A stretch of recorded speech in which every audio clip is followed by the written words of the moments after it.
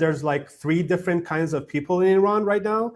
There are the people who are pro-government that want the war to continue. And there's people who are against the government that also want the war to continue, to finish the job. I fall into the third category where I just want, let's, stop the fighting because it's a distraction. It's not going to solve anything. Every war kind of concludes with negotiations. Let's just, instead of going through another round of bombing, skip to the negotiation part and, hopefully something comes out of the negotiation where our economies can breathe.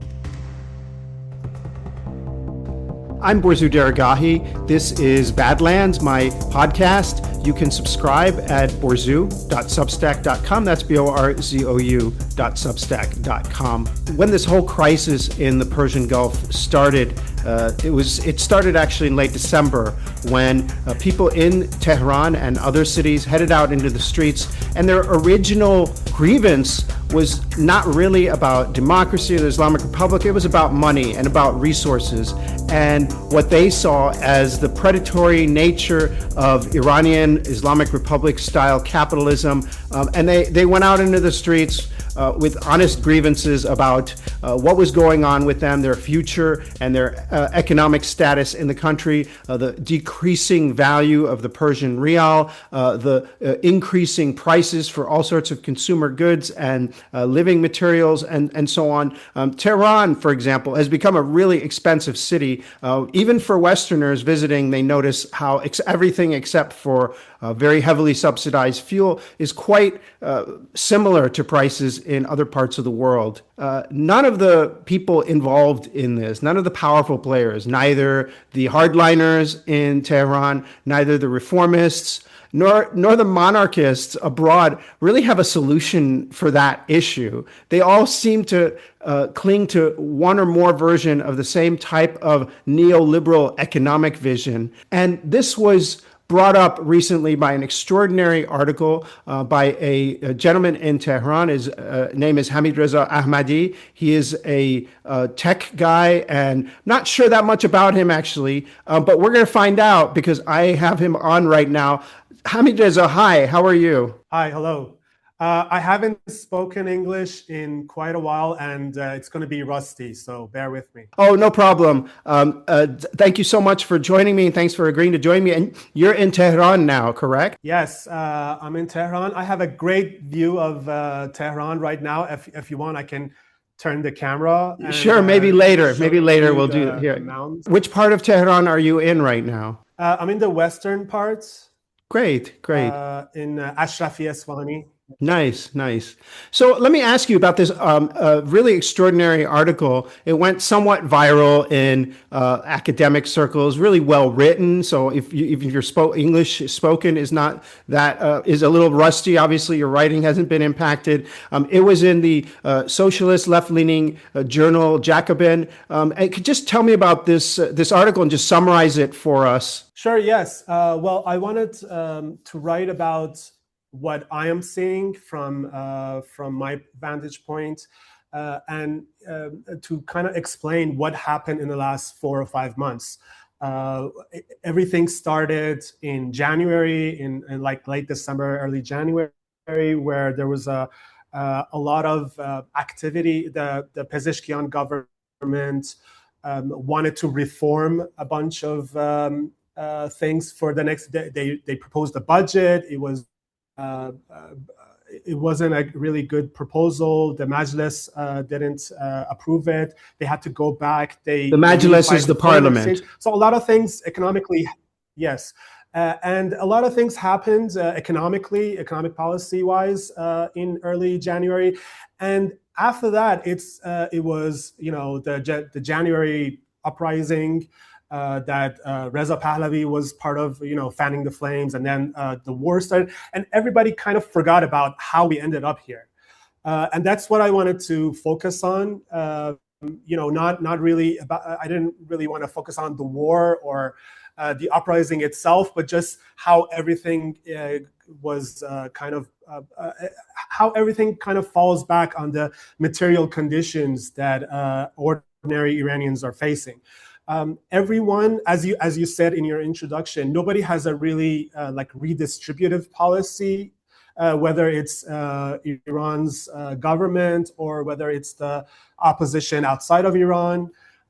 Everyone just kind of feels like the economy is in a bad place, and they just want the sanctions to be lifted. Everyone, like whether they're government supporters or opposition, everyone thinks the sanctions are the main hurdle, and they just have different ways of going removing sanctions that kind of collide. Yeah.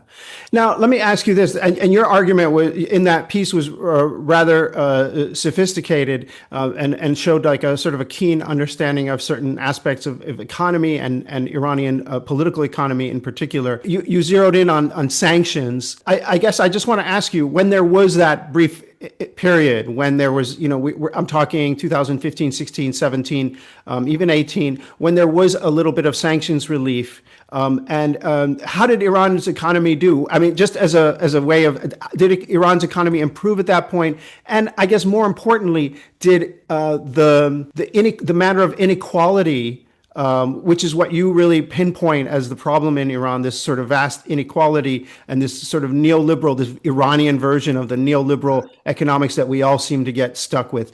Did that improve during those years? So if I may go a little bit further back, during the Ahmadinejad era, and even before that, I mean, the neoliberal project is something, when the USSR fell, like it was the end of history, right? So people in Iran started to talk about how the freer the market, the freer the people, all that, rhetoric was. We have our own like economic journals and newspapers, and they were, kind of talking about free market economics and development in the context of free market. So this project really, the Ahmadinejad era was a really important era where a bunch of the oil refineries and the iron making, fulad making, steel works manufacturing steelworks were privatized, semi-privatized, and this didn't show it, like the divide between so in the Ahmadinejad era, a bunch of these oil refineries and steel productions were semi-privatized. And this started a downward trajectory where the class differences was going to be noticeable. But during the JCPOA, during the Rouhani Obama era, where they signed the JCPOA, this didn't really show itself. Like the products, the refinery products and the steel products were being calculated by US dollars, by global market prices. But because the Rouhani government, through the JCPOA, could control the dollar valuation and the real valuation, we didn't really feel it. It was only after Trump came out of the JCPOA and approved maximum pressure that we started seeing the real devaluation like really sliding. And then all these structural problems that were 3 decades long started showing itself in a really major way. And how did that, if I may, if you could describe, how did that manifest on the ground? What did you see? And we talk about numbers and devaluation and so on, but what did it mean for ordinary Iranian people? I mean, to kind of talk about during the JCPOA era, everyone was very hopeful. I mean, it also was at the same time that startups were becoming a major point of the economy. I was part of that early generation that started building startups in Iran. DigiKala, Snap. These are the startups that started during the JCPOA.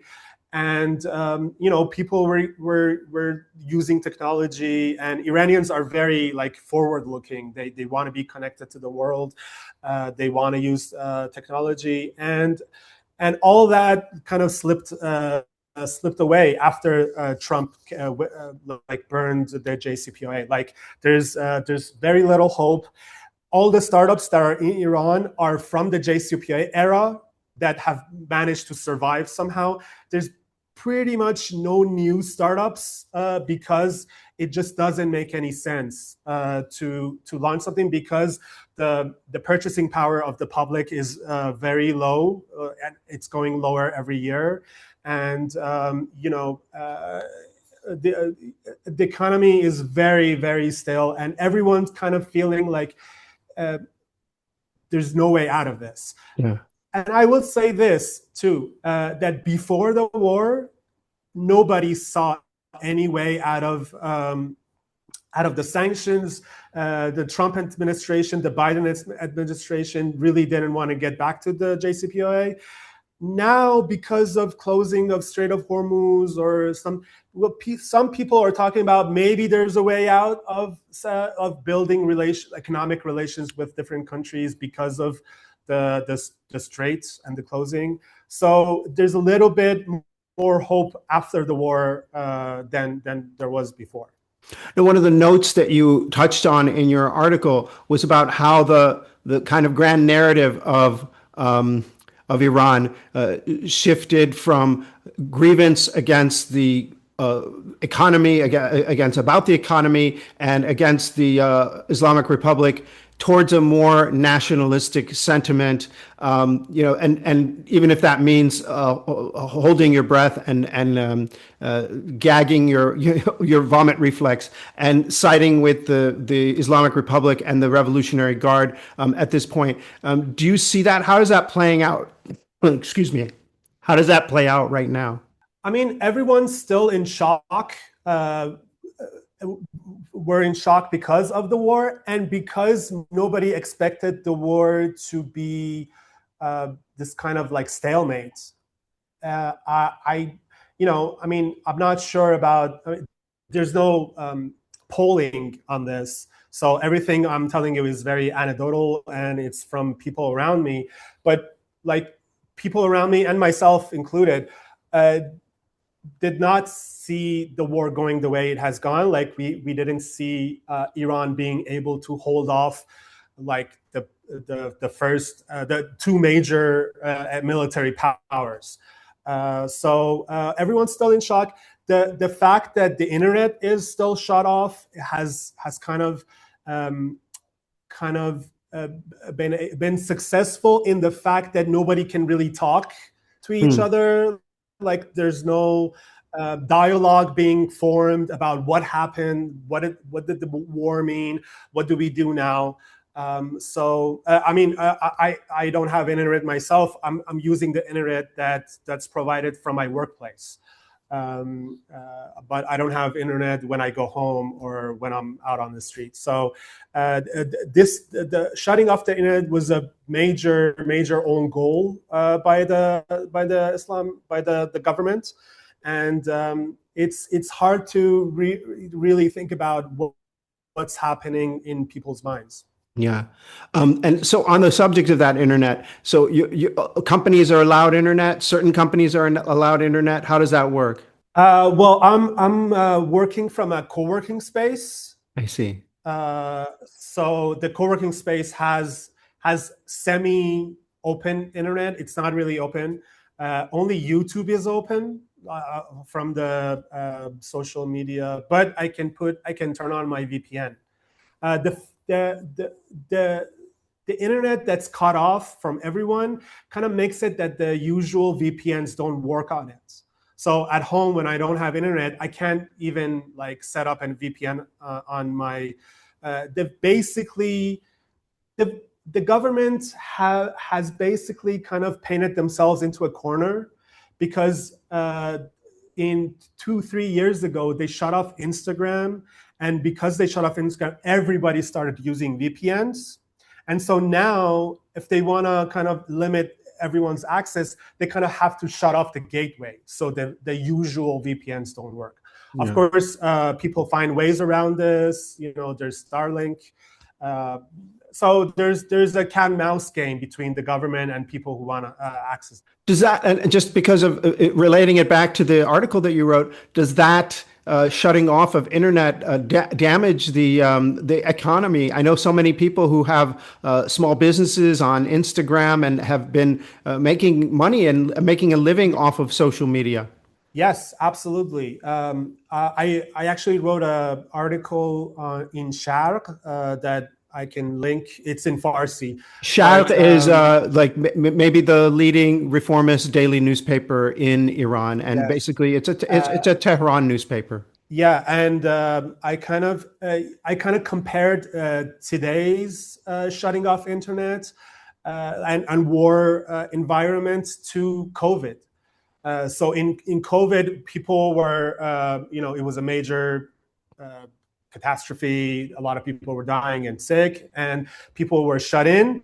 But the internet worked, and people started, working from home. People started selling things on Instagram and online, and today we have war conditions. A lot of people are working from home, but there's no internet, so there's no backstop.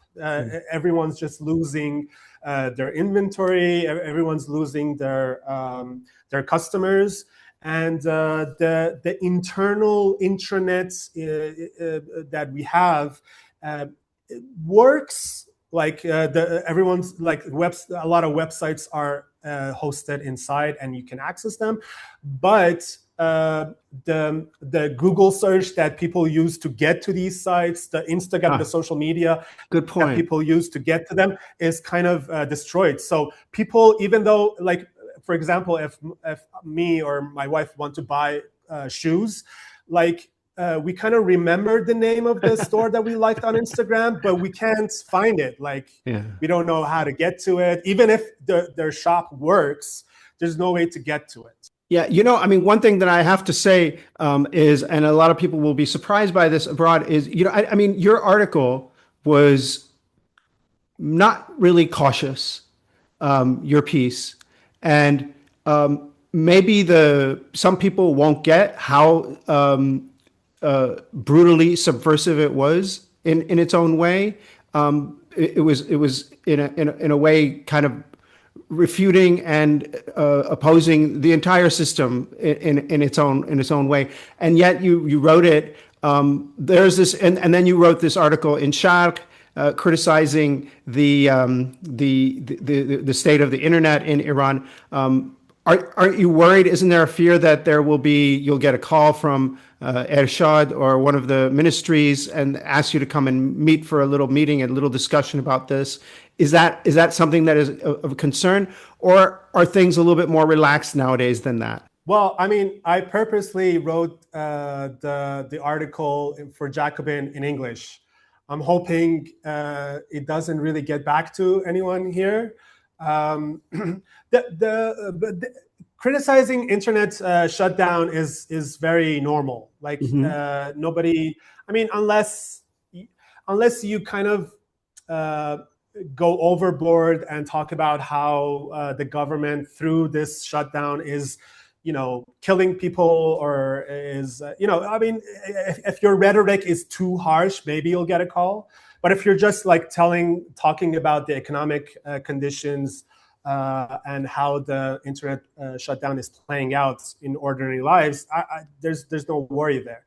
But I have to say, the analysis of Iran's government for 3 decades having a neoliberal project is something that I don't hear a lot, and it's by design. The government is very like leftist economic sentiment. That's what I meant. Yeah. Like in Mustazafin, the oppressed. It's all about the oppressed. It's all about like charity and the oppressed. There's no like structural. You can't talk about the structural problems and how, especially nationalization of the natural resources. That's a big touchy subject. That this is a 100-year project of trying to nationalize the Iran's resources to the benefit of the people, and it's been gotten, and nobody really knows. There's not enough analysis in Iran, and everyone kind of. And we have our own, as I said, Wall Street Journal. We have our own, right-wing economic newspapers that kind of constantly dish out how anything the government does is communism, and that we should stay away from it. One thing I have to say.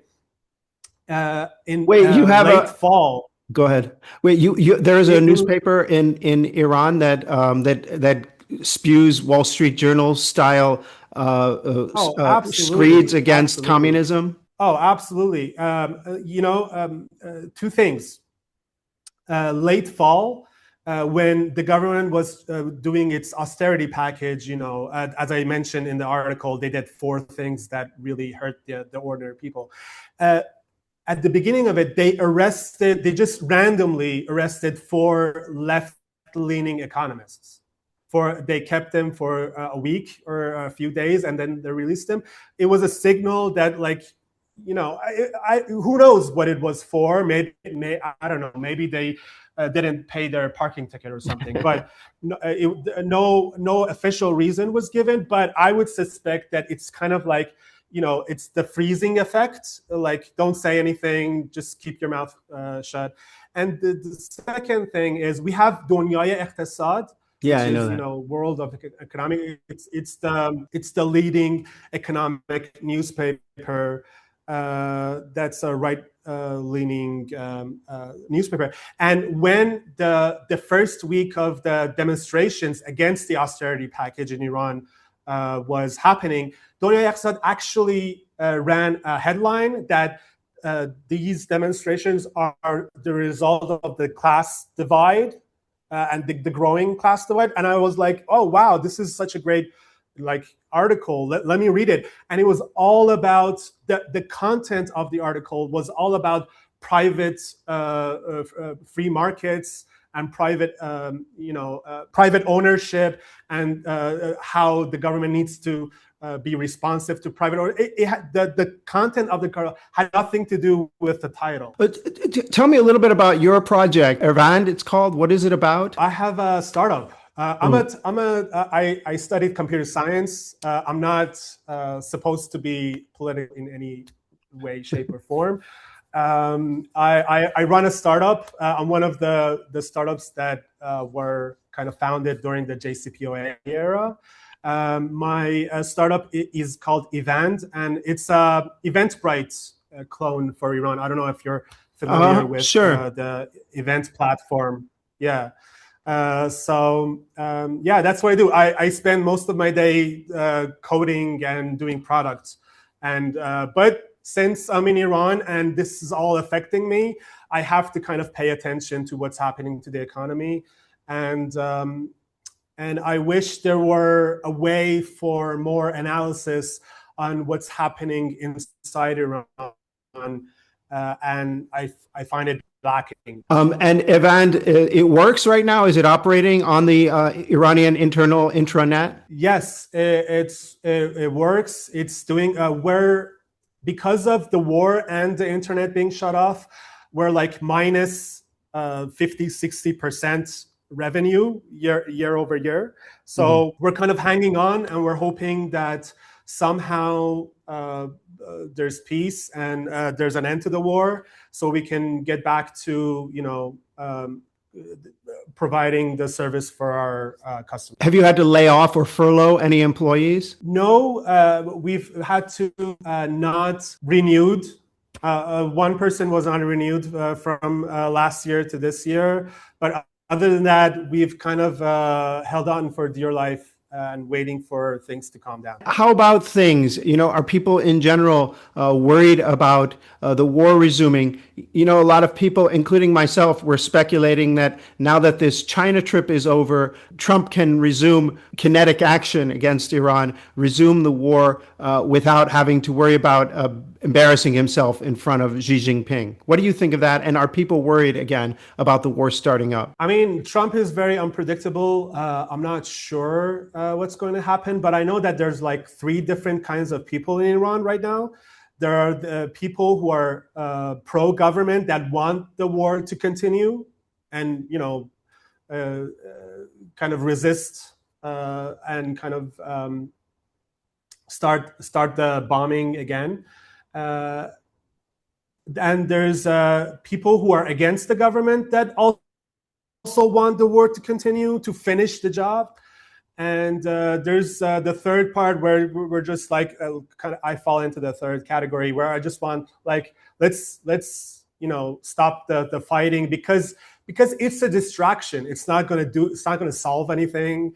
Nothing's going to happen. I mean, every war kind of concludes with negotiations. Let's just, instead of going through another round of bombing, Iran bombing the Gulf states or Israel and America bombing Tehran, let's just skip to the negotiation part and hopefully something comes out of the negotiation where our economies can breathe and can